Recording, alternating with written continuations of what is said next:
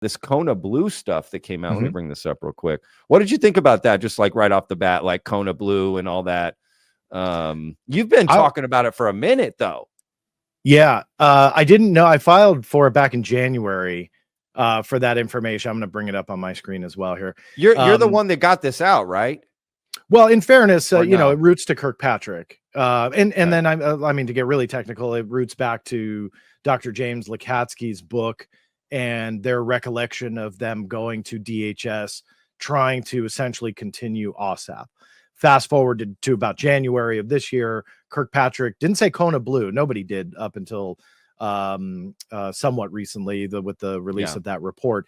But the idea that the OSAP crew went to DHS and got a little bit of traction for them continuing this program. So now, fast forward, that FOIA request that I filed is still open. So this was what they call a proactive release, where we see this sometimes where they don't have a legal standing to release, or excuse me, they don't have a legal standing to withhold something. So sometimes they'll try and release it to have that aura, I should say, of transparency. And I think that that's what this was. But I believe that there's more. So I'm still kind of pushing on the FOIA case, which, as I said, is still open. But what they released, you think there's more information about Kona Blue, you're saying? Yeah, but maybe not the proposal. So what they released was more of the proposal, the documents when it came to what they wanted to do. But you don't make those types of approvals and memorandums without there being email exchanges and stuff like that. Before that. Yeah. And those are the types of pieces of the puzzle that really fascinate me, because that's kind of the genesis of all of that. Then you get to the proposal, and then there was a big period in between them. How about the emails afterwards? That's what that's what I mean. Right? And like those. So on your screen now is Richard McComb. He obviously was the one that reviewed this material. Well, there's a whole paper trail to the review of this material to ensure that there was nothing in it that was top secret or that should remain so. And what was very interesting about the security markings was the unclassified designator on it. Yeah, so you bring that up. I'm glad you brought that up. What are your I say that is because because there was potentially nothing top secret about any of this, and that it was unclassified. Now, generally what you see, I say generally because there's always exceptions to the rule, but generally what you see with a declassified top secret document is you do see that declassified by stamp, the authority, and then the date of declassification. But you generally don't see the unclassified designator replacing the top secret one. You're simply changing the top secret designation to a declassified document. In some cases, there's still some information that's redacted that is considered top secret. In most of what you see here, the information was mostly released, but you still had redactions. So I think that there's still some stuff to unravel with that security marking. It gets really nitty-gritty, boring to some people, but in the same respect, I think that it's a pretty interesting matter. Yeah, I agree. And for you to say that means something. If Joe Schmo, if I said it, I don't know shit, I'm an idiot, that would be different. But you, with your history and your knowledge of these documents, dude, you've seen literally millions of them. I don't know who's the better authority than you, bro. So for you to say that, I pause. I think about it. It makes me think about it for sure.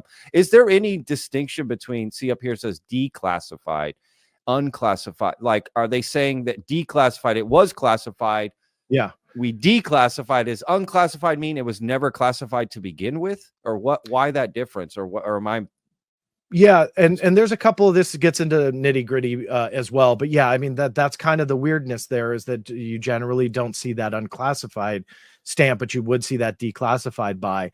What you also see is when the document originates, there's an authority to classify documents, so you can't just make it up and say, well, you know, this is top secret. Well, no, you have to have an authority to do so, and you have to have some kind of you have to have something top secret, guys. That's your lunch order, Paul. I don't care. Yeah, I don't care. It's secret now. Top secret. So you see that on the bottom left-hand corner. It says classified by, and then it says U/S for S&T. That's the Undersecretary for Science and Technology. Where am I seeing that? Oh, right here, right? Yeah, I don't see there you go. Yeah, yep. So that is standard, but what is standard is usually a name on there. So a lot of times you'll see the name redacted, but there is no name there. Ah, It's just the you're position. right.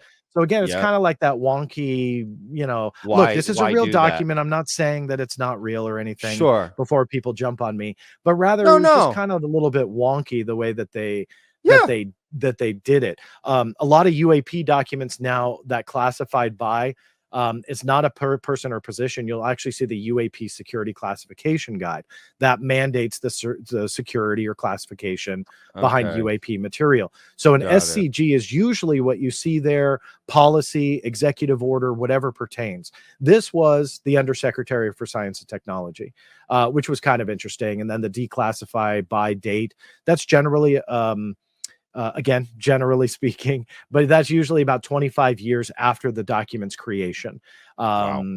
Yeah, let me see, Executive Order 13528 essentially stipulates that after 25 years, things are automatically declassified unless they still meet the criteria for continued blah, So blah, blah. this is sooner, So right? Because this is from what, 2008, 2010 likely 2011. or 2011. Okay, got Yeah. it. And So real that's quick, when they I were. don't know if we said this real quick. I just want to real quick, just for people that don't understand what Kona Blue is.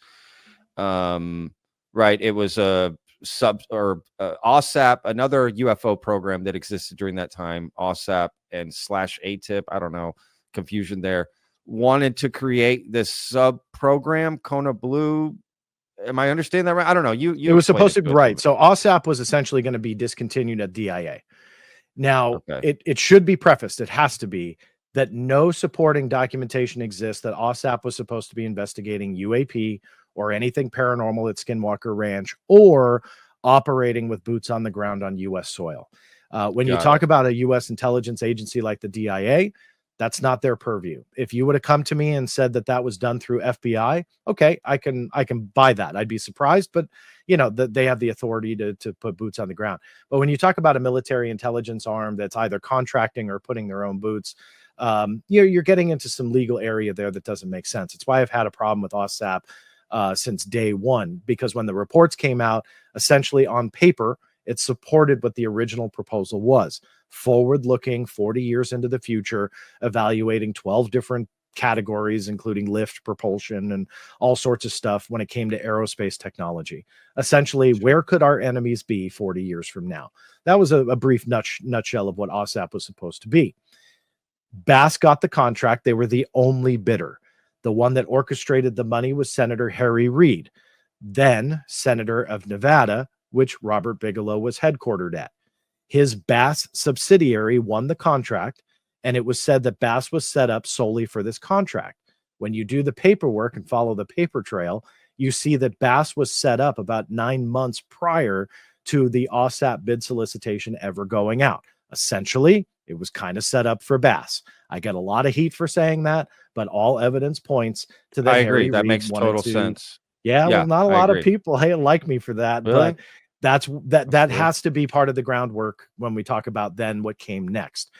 2010 was when they started saying that this had no merit. So in 2009, 2010, they got 10 million and 12 million respectively. That's that $22 million that we heard about in the New York Got Times it. originally reported. However, it was misattributed to ATIP. Rather, that 22 million went to a contract called OSAP.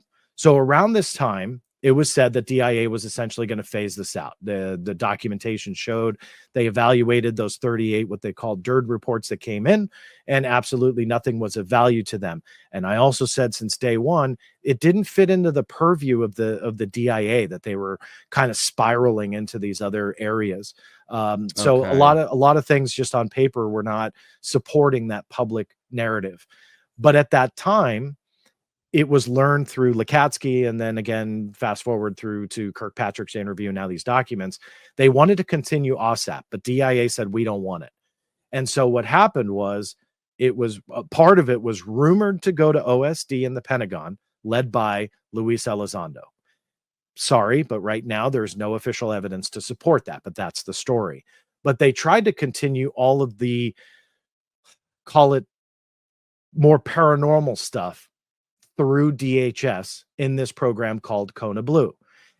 Kona Blue, the proposal was essentially creating an OSAP, but making it much more expensive. They were looking for tens of millions of dollars, all the way up to then starting to get into 35 to $50 million per year that Oh, that okay. would fund all of these types of centers that Bass was going to set up. And it was all surrounding Bass. Now, another thing I got a lot of heat for over the years is saying that, look, money has to be a consideration here. And a lot of people would say, why would a billionaire care about $22 million? But they always dismissed that OSAP was supposed to go through about 5 years. And then after that, what could it spawn? So now you're talking Yeah. about not 22 million, but likely well over 100 million. Now we have it in black and white. So you see it right there. So fiscal year 2012, 12 million, fiscal year 13, 25 million, fiscal year Yeah. 14, 35 to 50 million. So do the Yeah. math and the pattern. Yeah. You're looking at doubling that budget nearly every fiscal year. And that obviously then gets in a lot of money. Now, I'm not saying this was all money driven, but I'm Sure. saying that you have to look at what benefit there was to the great state of Nevada for this to continue. Who spearheaded this SAP? Senator Harry Reid. Yeah. Senator from the great state of Nevada. So there was a lot of benefit here for one of his donors, Robert Bigelow, to continue this. Not to diminish the quality of the work, but I'm saying money was absolutely an issue. Kona Blue got some traction at DAS. I'm shocked it did. None of that seems like it would be of interest to DHS. So how it got that traction, I don't know. The documents that were released were the official proposal, which was designated top secret. The code word they had on there was Kona Blue. That obviously didn't route to anything. So I'm not sure if they maybe just made up that designator for a proposal. I don't know if that would be standard or not on a PSAP, but regardless, I think that they made up that designator. Oh, you got to have a cool name. You got to have a cool name to exactly. propose for your program. You can't That's just right. walk in with program X, although that's kind of cool too. Although that probably will fly as well, but yeah. but then you also had no foreign on there. That just essentially means no foreign nationals can access it. So they were treating this as like a highly classified SAP program, even though it was just essentially a pitch. And they were saying we can do this. Got some traction with a couple people at DHS, but it was eventually disapproved, meaning that denied, I think right? They said we're not going to do this. We're not going to put money in. But I'm surprised it got this far. I mean, fair point. So it was denied while OSAP / ATIP or whatever was active. They say funding ran out in 2012 on OSAP. That essentially so was, when you said this was 2011. So okay, so yeah, but there's no indicator that Bass did anything really after 2010. You know that because they delivered the reports in 2009 and 2012 or open, but technically, not maybe no active investigations or work or reporting happening, but it was still technically an active program when Kona Blue got denied, and they probably were like they're probably like, this is our last straw. We tried to get this, it didn't work, and it just sort of fizzled out. That's what it sounds like. The impression I got was that Lakatsky obviously spearheaded this. I think that he wanted it to continue. I think that he believed in the work. James Lakatsky. Dr. James Lakatsky. Yeah. So he was the DIA program lead, the program manager, the director at DIA. The contractor was Bass, which was under Robert Bigelow and Bigelow Aerospace. And that was led by his own admission, Dr. Hal Putoff. And that he was the one that essentially created the topics for the DIRD reports that OSAP created. And then obviously believed in a lot of this work, because the records that were released on Kona Blue even talk about remote sensing abilities and remote viewing. I want to get to all this here. Like, do you think that's why this got denied? Because they finally just put it in writing, like some of this stuff. I mean, let's go over some of the stuff. These were the different points that Kona Blue was supposed to cover, right? They were going to have a data collection center, data analysis center, advanced technology center, experimental centers, consciousness center. That's what struck my, it struck me, right? I think like a lot of people, medical center, education center, and they start to kind of break down what these things are, right? But again, it's it's kind of wish-washy, right? Because it's analyze, recover technology. What does that even mean, right? Like that could be just what we already do. We already recover technology from foreign adversaries. We already have retrieval programs set up for that, right? So like like I think the real thing was this, right? This consciousness center.